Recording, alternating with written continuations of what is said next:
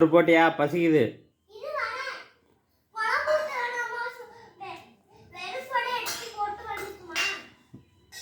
பசிக்குது, சீக்கிரம் போட்டு வா. ம்,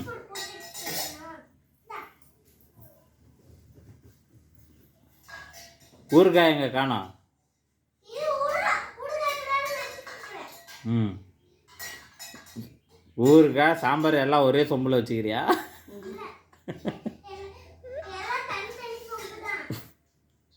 அதான் தண்ணி சொம்பு தான். கீழே வச்சிரு. ம், யாரு? சரி, ஓகே. சாப்பாடு என்ன வந்து வச்சிட்டியா?